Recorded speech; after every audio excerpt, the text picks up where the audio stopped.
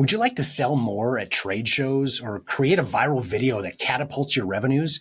In today's interview, you'll get some unique advice on these topics and much more, and learn about a really cool product that's sure to put a smile on your face. Are you looking for new ways to make your sales grow?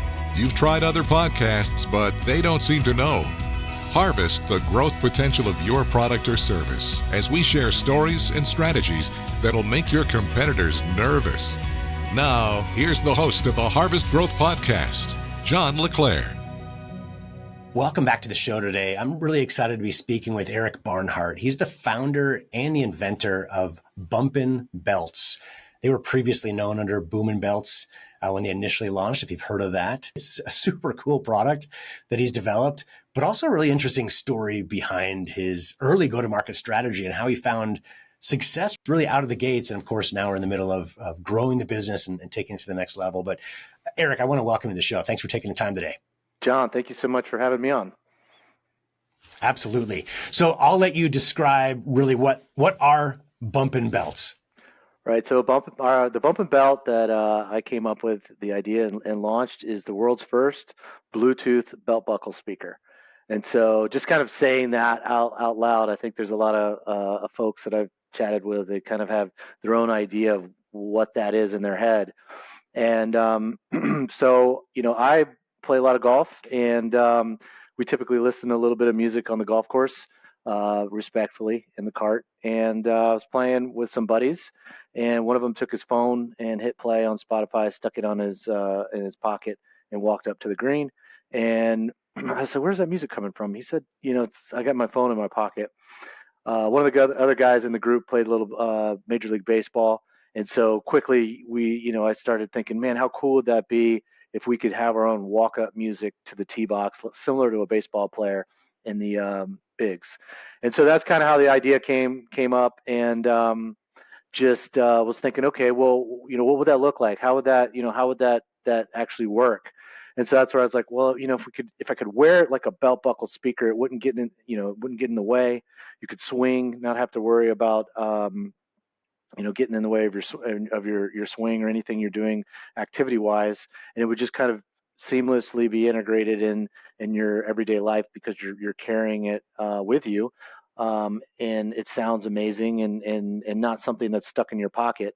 Obviously, there's headphones, but when you're wearing that, it's not a communal experience, right? It's just you're listening to your own personal music that's for you. So really, where could you share music? What activities could you share music for your personal space or the people with you? Be aware of your surroundings and just have a good time. And so that's kind of where the idea for Boomin Belts was launched, was on the golf course. I wanted to have a product that wasn't just a golf product. So, if we kind of rewind back a little bit, with that idea, I said, oh, well, I'm going to go find something out. And, somebody has to have already made this. So I'll go and buy one so that next time I play golf, I'll have my own walk-up music, have the perfect song for the walk-up music. And then that should allow me to play a better round of golf, hit the ball farther and straighter. In theory, right? If you have that positive mindset, and I believe it does. I believe actually I hit the ball better when I have that song and I'm amped up, and so that's how the idea was born on the golf course. That was over, let's say, 2.5 years ago now, and so it took from the idea and looking online, trying to find something on Amazon, Google search. I couldn't find anything that remotely resembled what I had in my mind of what I wanted. So I found a ton of small speakers, micro audio, kind of become an expert in micro audio through this whole process. And there was a wristwatch, like a wrist speaker, that you could buy on Amazon, and it's a good size and sits on your wrist. That wouldn't be something that I would want to wear on the golf course. I found one of a hat that had some speakers in it, and it was interesting looking, but not something that I would wear. So that's what led me down the journey of once I got that idea and I couldn't find anything like it, I said, okay, well, what would this look like? What would be the features and functionality that I would be proud of if I could come up with how to get the form factor and all of the different things that I was thinking about to make that an amazing experience for anybody that would want to purchase the product. So that was 16 months of prototyping and design that I went through to get that form factor the way I wanted to look like an amazing belt, but not right out of the gate. You wouldn't even notice that there was a speaker on that your belt buckle was a speaker. It's very subtle in its how it you view it until you play music, and then someone can hear it and say, "Whoa, that sounds great. Where's that coming from?" And it's been a really fun product that a lot of people have just been, oh my gosh, this is so cool. Why didn't someone think of this sooner? Is a lot of the questions that I get. And then the second one is, this is perfect for Shark Tank. So those are the two questions, the two comments that people make. So it's been really really fun, exciting, and scary ride at the same time launching this. 16 months is a short timeline, even for a simple product to be developed and manufactured and ready to bring to market. But for something with electronics involved and fashion and form and function all combined into one, and really the high quality look and feel of these speakers, it's phenomenal that you did it so quickly. I know as an inventor, 16 months feels like a lifetime, right? But compared to other development cycles, it's so fast. So that's really impressive. I wanted to mention a couple of things. I use the Boomin Belts as well. And after my first conversation with you, one of the things that got me really excited was your story, right? The walk-up song, right? Like, that is so cool. So, of course, as soon as I got mine and shipped out to me, I put that together, came up with my own walk-up song, and walked in the house with my kids, and they all loved it. So it's a lot of fun. It's kind of become a personality and fun. John, what was the song? I got it's embarrassing to say, but I have to say Ice Ice Baby by Vanilla Ice. It's kind of a family joke in many ways. It's like our kids all know all the lyrics to Ice Ice Baby. It's just kind of this cheesy song that we joke about all the time, but because of that, we've all gotten to like it. And it's kind of a funny family song for us. No judgment here. My favorite walk-up song I play all the time is Miley Cyrus "Party in the USA." So I'm going out in the world in so public and saying that. And it's a great song, makes me smile. So that's what you need, right? In a walk-up song. I love it. And just the idea, it's like when you go to a baseball game, it's part of the fun, right? Like having that blast over the speakers when your favorite player walks up to the plate. It's like, it's so fun. And like being able to do that in our daily life is really a cool idea. So cool concept. One thing I wanted to mention too, just for clarity's sake for the audience, that I love about the product is with the magnetic connection to your belt. First of all, it's a really attractive belt. I mean, as you said, it doesn't look like you're wearing a speaker. It looks like you're wearing a cool belt, but it attaches with magnets very strongly, but easily also onto your belt. And you can also take it off and like clip it onto the golf cart rail that holds the roof on, or anything metal, wherever you're at. And that was one of the kind of going through that, okay, I had the idea, went out on the marketplace to find something that I wanted, and I couldn't find it. Kind of a little bit of backstory, I've had some entrepreneurial spirit, and through, my mom has her own company, her own interior design company. So very fortunate to watch her grow her business and go out and start that company. 30, more than that, 30 plus years ago, 40 years ago, maybe, no, 30. And is really inspiring because it's a little bit easier to get resources and information to go and start your own company and go out and do your own thing. And so, but back then it was a lot harder. So you kind of have that entrepreneurial spirit in my blood, and grew up watching my mom create her own company. And then also what, kind of reflecting back, music has been a huge part of my life. I love playing sports. I love being outside. My dad is an amazing guitar player and singer, and so I grew up with Beatles, knowing almost every Beatles song out there, and all the lyrics, and the oldies, 60s and 70s music. So that was instilled very early. This just for this love of music. And I didn't get my dad tried to teach me to play guitar when I was younger, but I didn't have the patience for it. I just wanted to be outside playing sports, baseball, football, golf, basketball. And so, kind of fast forward all these years, music's always been something that I truly enjoy, and part of a lot of things that I do. And then, having this background from my mom's entrepreneurial spirit and watching her create a company. I had the opportunity to go to school and went to University of South Florida, went through their master's program in entrepreneurship. And so went through that, met some amazing people, and kind of got the foundation for new product development, patenting, just kind of. But really from the educational perspective, it's really once you actually start to apply it, that's when you really get your education going through the fire of that. So. But while I was at USF, I had an opportunity to meet one of the original sharks from Shark Tank, Kevin Harrington.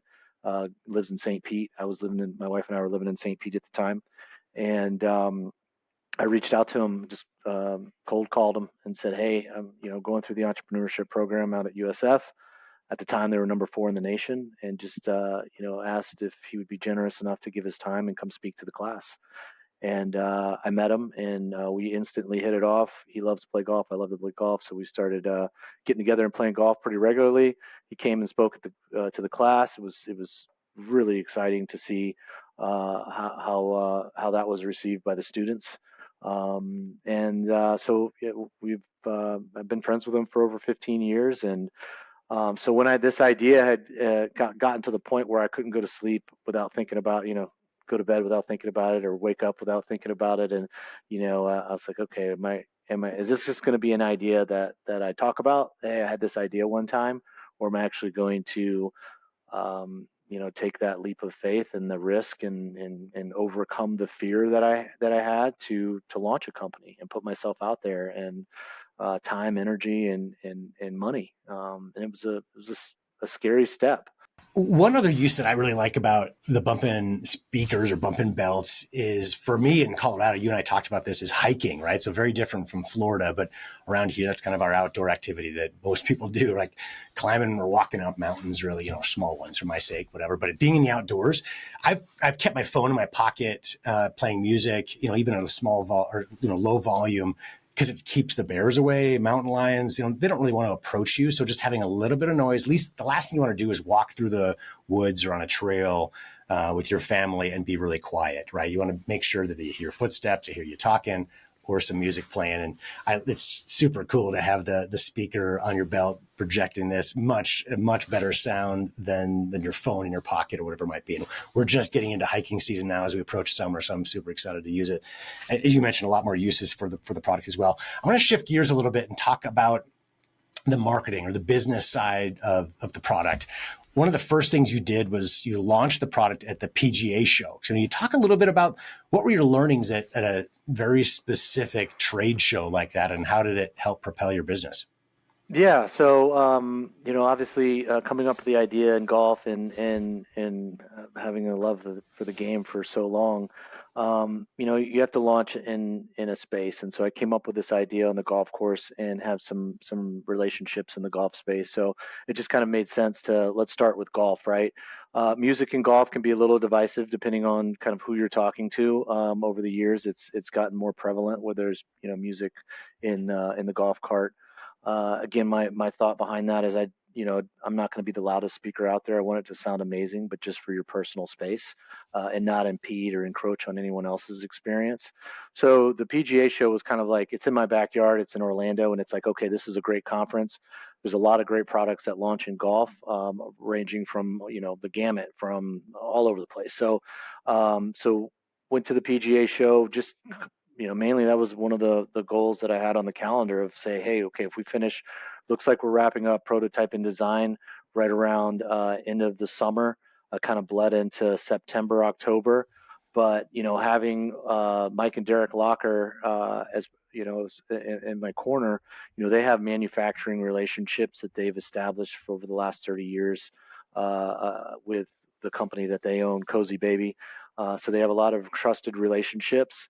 And they said, hey, look, if we can, if you can get this prototype and everything wrapped up by this date, we can get a manufacturer to get production samples for the PGA show. So we can launch in January at the PGA show. At the time, it was production samples, so we were pre-ordering or offering it for pre-sales. But launching there, it was eye-opening to, I've been to the show one time before as a guest, spectator there, but to be there and actually have the booth and all of the things that we had to do to get ready for that from the marketing perspective. I mean, I was drinking from the fire hose to say the least. But what was really exciting, and I knew, from my findings, that there wasn't any product like this on the market. And so being at the PGA show, it was overwhelmingly just, we were swamped the entire time because you have all these established brands. You have, golf clubs and clothing manufacturers and all of the different speaker companies, sunglasses, all the stuff. And yet here's this thing that no one had ever seen before, of like, wait, a belt buckle speaker, I got to see this. And people were coming and seeking us out and circling it on their calendar, like on their schedule, of saying, I have to see this booth and see what this is all about. And out of that, the feedback was amazing. The ability to demo the product in person closes that gap between what your idea of a belt buckle speaker is, and to see the thought, the intention, I'm proud of the quality that we were able to get out of this, this first iteration of the Bumpin' Belt. It was One thing I'd such a like to great say about experience. trade shows, yeah, that's awesome. It's a great way to jump off a business. And I don't know whether you were consciously thinking this or not, but I think you followed the perfect approach when you're launching a product at a trade show. A lot of people will go to a show that perfectly fits their product. Like, so for a speaker product, you might think CES, the Consumer Electronics Show, where it's you and, I don't know, hundreds of other Bluetooth, very different from yours, right? But they're still speakers, right? Right. It's really hard to stand out, even though it's a fit. What I love about you launching at the PGA show, and this is a similar process we follow with our own business, with a lot of our clients as well, when you're thinking trade shows. But, so for us as a marketing agency, we don't want to go to a trade show where we're getting a booth and we're next to 100 other marketing agencies, right? We believe we're better at a lot of different things, but how do you stand out and even get noticed in the clutter like that? Right. And same thing goes for you. I think what you've done well is you find a trade show that fits your product well, right? It's got to make sense, right? You can't go to somewhere random and be the only one there, but no one's looking for you. You want to have something that fits your product, right? The right audience, but that you'll also stand out, right? So you were certainly the only belt buckle speaker. I suspect probably the only speaker or anything like that. So you stand out and it grabs attention. I mean, you've got a golf club, a new putter that's better than the rest. Like, there's a gazillion of those at shows like that. Yeah. But when you can really stand out in an audience that really fits, that's a great way to think about trade shows specifically, but really any form of marketing, I'd say. Yeah, that was very helpful. And I think the uniqueness of kind of how, a belt's a commodity, a speaker's a commodity, but how do I intentionally bring those two things together to create a unique experience? And so that was kind of the foundation of launching this. I did not want this to just be one unique product, because there's a shelf life to that, right? After a while, everybody's seen it and they don't want, um, to purchase it. So it's like, how do I create something that not only is unique and interesting, that has applications in golf, but with that thinking in mind, really wanted to create something that really has a bigger application outside of golf. Really, anywhere where you want to share music or enjoy music, be aware of your surroundings, and make it a little bit more convenient to listen to music, and think about listening to music in different ways that you might not normally have done before, because grabbing a portable speaker and throwing it in a bag, or carrying something a little bit bulkier, was just a little bit of an inconvenience. And so, how can we make something that you can wear, looks great, and now you're listening to a little bit of music while you're watching your kids' soccer practice, and you're talking to your the other dads, and it's just, music is starting to and be incorporated in other areas where it wasn't before in the past. You go to the grocery store, you hear music in the background. You go to the gas pump, you're listening to music while you're pumping gas. So, that was kind of the bigger idea of saying, okay, I don't want just a golf related product, but something that kind of, the share the passion of music, and people have fun. Really, it's just, that's what it's about. I want people to buy this thing and enjoy it, and find other ways to wear it in different settings, and just have fun while they're doing that. And so launching at the PGA show was great, getting that feedback. obviously a ton of connections that we, golf shops coming through. Tournament tee gifts was, one of the kind of the first things that we were hearing from folks. Hey, this would be perfect tee gift for our upcoming, charity scramble or corporate outing or member guest.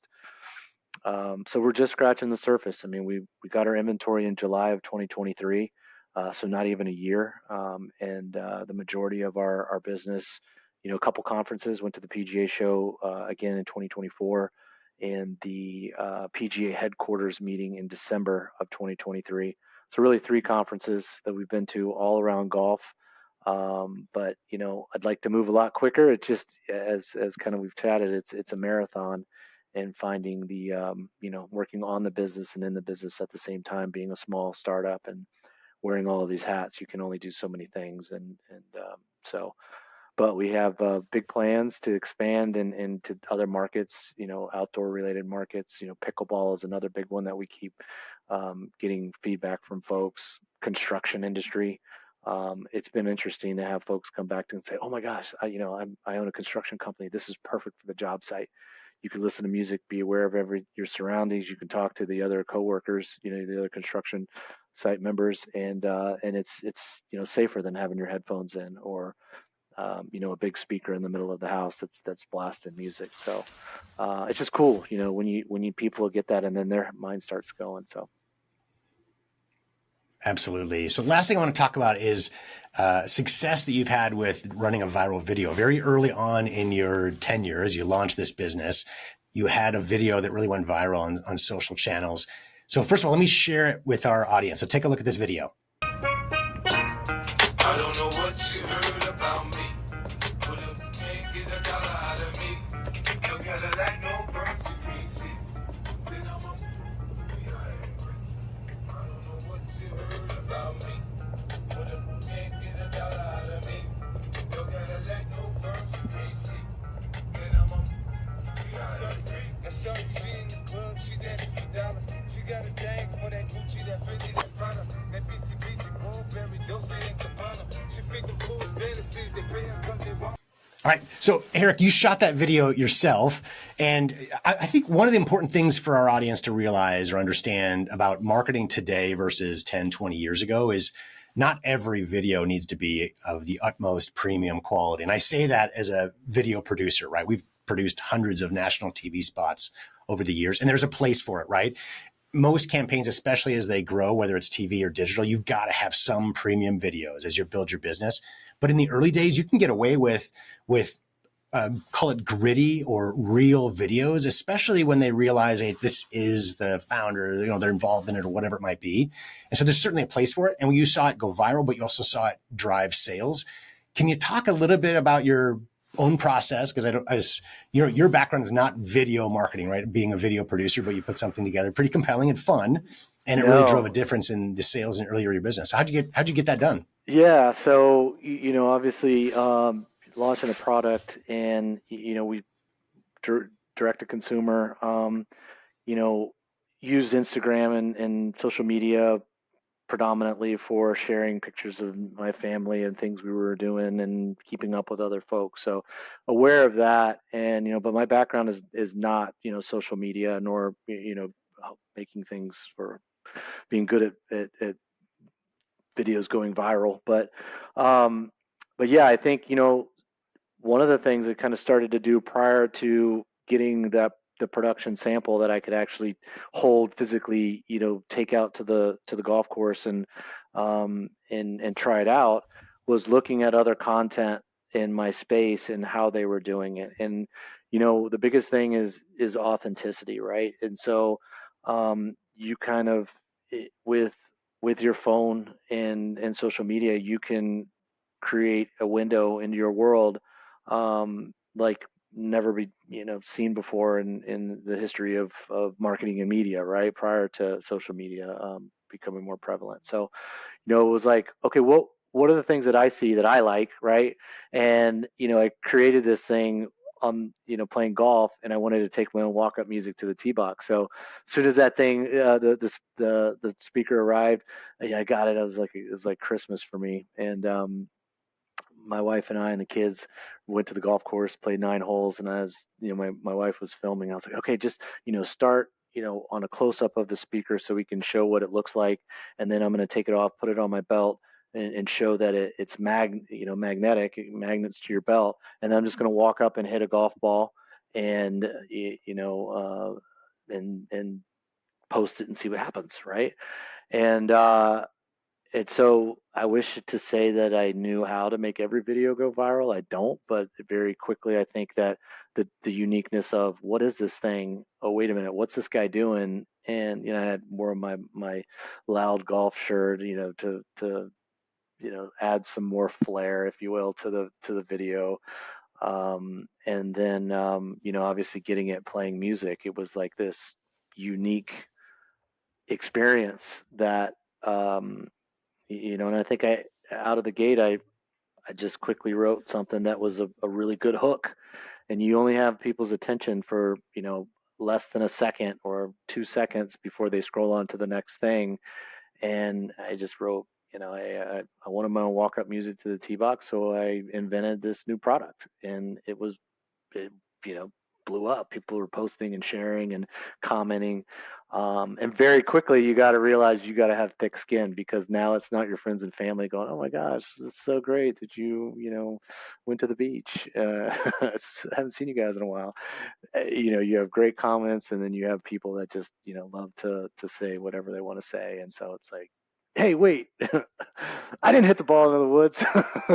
I'm not a horrible golfer. What are you talking about? But no, you gotta take the good with the bad, and the fact that they were talking about it means that you have something in your that people are interested in, whether they want to buy it Yeah, or not. engagement of any source is helpful. Positive or negative can really help propel your Right. business forward. Obviously, you want the balance. If all of it's negative, okay, maybe I got to retool my messaging a little bit, right? But any viral video or really successful campaign launch is going to have negative comments coming in, because people are harsh on the internet. So And you got music to have and thick golf. skin, as you said. Music and golf is a divisive topic. I mean, you're going to have people argue both sides. And so, the biggest thing that for me, and this is where, the thick skin comes in, is like, this is there's no place for music on the golf course. I mean, it could get as bad as you can imagine. The reality of it is, I love the game of golf just as much as anybody who loves golf and grew up in the game. And I would never want to intentionally create something that was going to take away from that. In fact, I purposely created this product to enhance people who want to have that, but not be invasive on others. And so, I respect it too much, but but you can't get that messaging out in the world as easily with just showing a picture of what your thing does. They can, their imaginations go wherever they want to and say whatever they want to say. So so that getting that to go viral and having a couple others in the beginning and really coming out of the gate quickly was exciting, scary, and like, okay, we got something, but it's such a, there's just so many things to do. And so we launched on direct to consumer last year. That was where majority of our business, 95% of our business, on our website.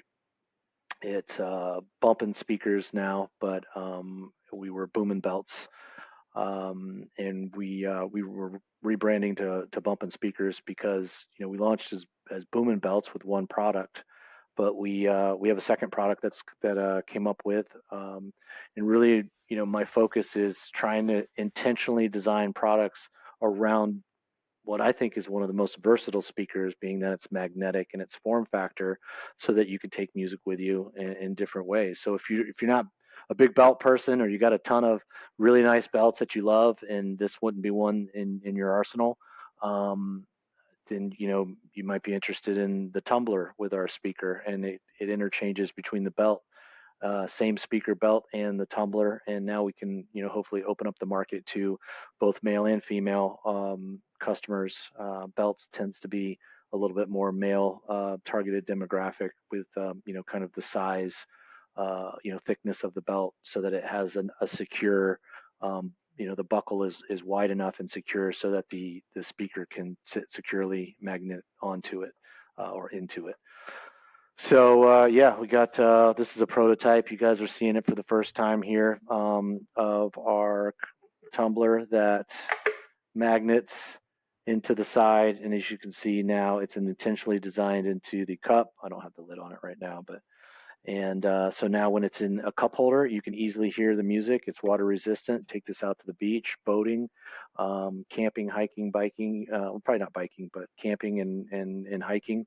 You can easily now bring music with you, and then take this off and pop that onto your belt if you want to wear your belt that day as well. So.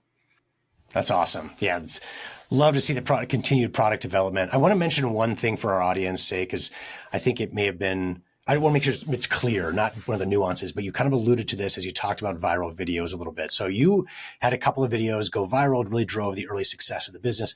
Ever since then, not every video has gone viral, I think you mentioned, right? And that's normal for a business, right?